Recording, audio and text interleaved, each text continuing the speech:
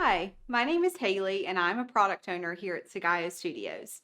Recently, we've been getting a lot of questions on the best way to calculate your team's velocity, and I thought I would share a great tool we use here at Agile, the Agile Toolkit. So let's jump right in. Your Scrum Master will use this tool before, during, and after each sprint to do a number of different things. In this tutorial, we're going to touch on capacity, velocity, and your sprint burndown. All right, let's hop over to the Config tab. This is where you're going to enter your current sprint and your sprint length. My sprint length is going to be 5 and current sprint is 1. Once you have entered that, let's hop over to the Capacity tab. All right, once you've made it to the Capacity tab, let's go ahead and add those team members' names to that top row. You can leave the remaining members or you can delete them. That's totally up to you. But if you have a Scrum team with 15 members, then we need to have a talk. All right, so once you have your team members in, you are now ready to collect their capacity for Sprint 1. Since I have a 5-day sprint, the max capacity that my team members will give me is a 5. I have 3 team members and each gave a 5, so let's go ahead and add 5 to each of them. If you work in 2-week sprints or 10 working days, then your team members can give you a 10 for capacity. Remember, it's the Scrum Master's responsibility to collect the team's capacity and to support them in understanding what that capacity means, but it's up to the individual team member to determine their own capacity. So after you've collected your capacity, let's hop over to the Velocity tab. If this is your very first sprint, you may be wondering, how do I know how many points to bring in? The easy answer is you don't.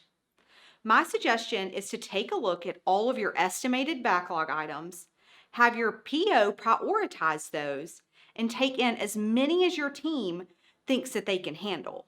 Remember, you can always take in more backlog items during your sprint if you were to finish early. We like to call that extra value. After the team comes to an agreement on the number of points that you guys want to bring into the sprint, your Scrum Master will then add that number to the Velocity tab under Planned Points to Accept. My team, we agreed to bring in 25 points for Sprint 1. Now that's all we're going to do before the sprint with the Velocity tab. All right, now that your team has started work, your Scrum Master will use the Sprint Burndown data during the sprint. Let's head there now. There's a few things that we need to configure before we get started. Make sure the current sprint is set to the correct number and your sprint backlog size is set to the number of points your team agreed to take in. In our case, we are in sprint number 1 and we are going to be taking in 25 points. To calculate points per day, which is the number of points that your team should finish each day, you will divide the total number of points accepted by the number of days that are in your sprint. So for our case, 25 divided by 5 equals 5. So my team should complete at least 5 points per day during our sprint. Once you have all of that information entered, your Scrum Master will enter the completion data each day.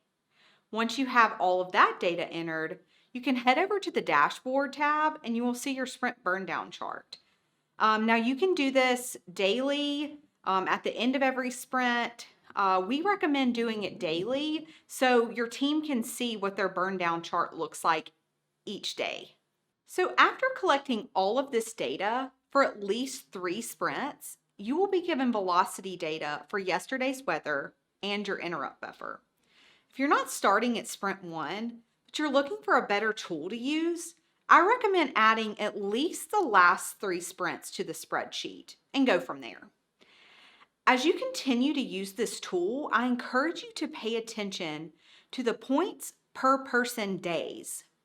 As that number increases, you're going to see that your team is becoming more efficient. So once you've completed your sprint, you're going to go ahead and head back over to that Config tab. Once you're there, let's update the sprint number to Sprint 2. Now let's head over to the Capacity tab.